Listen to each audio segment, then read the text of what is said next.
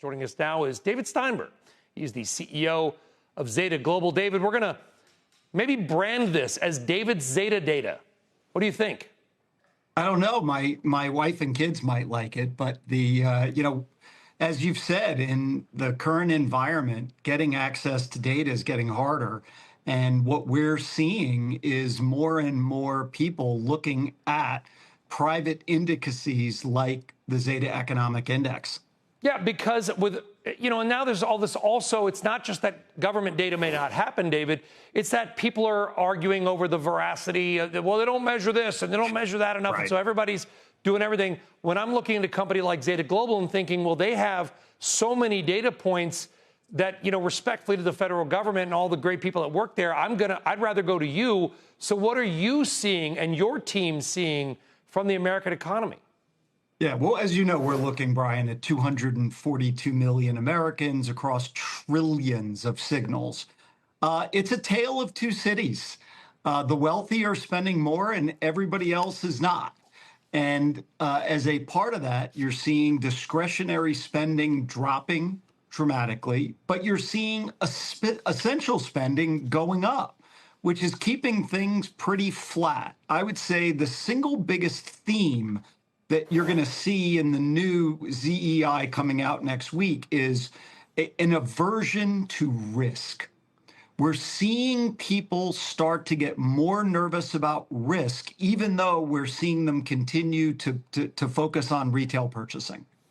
Yeah, and we're looking at your graphic now. Some are up, some are down, and I see automotive down about 4 points. So you heard maybe Kate Moore at the top of the show from Citi Private Wealth saying basically we're going to be looking at discretionary travel. Sounds like you're kind of looking and measuring some of the same stuff. How much are people spending on the stuff they don't need to survive? Right. And we're seeing that go down. We saw probably the largest drop in propensity to take down credit from July into August, a 22% drop. When people are scared to access credit, that really affects bigger items. It affects discretionary items. Whereas, once again, going into August, and then we're seeing it going into September, a little sneak peek, we're seeing that essential items are being purchased at a greater rate. So that's offsetting it and keeping the economy growing. We saw the Zeta Economic Index go down by 4 points from July into August. You could probably see it go down a little bit more into September, but that still means GDP is growing nicely. So, we believe GDP will grow at or above 2%. Through the rest of the year. It might not be the 3 or 4% I think everybody would like, but we could see it eke out high twos, low threes, but it's really being driven today by essential items that people have to buy, that they continue to stock up on.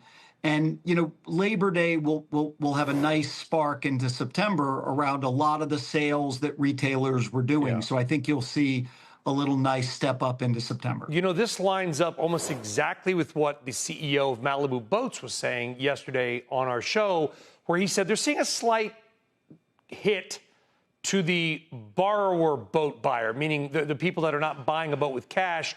They've got to finance the boat. He said that was wobbling.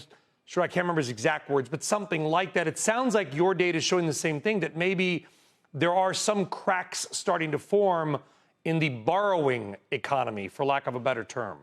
Well, with consumers dropping their interest in credit by over 22% from July into August, I think that's pretty. That's a big number. Yeah, it's a big drop, right? And I think that's going to affect large items for non-wealthy people. To the CEO of Malibu's exact point, we are not seeing a major drop in cars, or other very large purchase items because people who can afford them are buying them. The people who would have to stretch for them maybe are not buying them right now. But those people continue to spend meaningfully in essential items, which is offsetting that as it relates to GDP growth. So we think overall the economy is healthy. Although I personally, and I think we'll see this sort of aversion to risk. I don't know how a government shutdown is going to affect that further. But hopefully it'll get back open soon, and everybody will come to an agreement, and we'll get back to business here.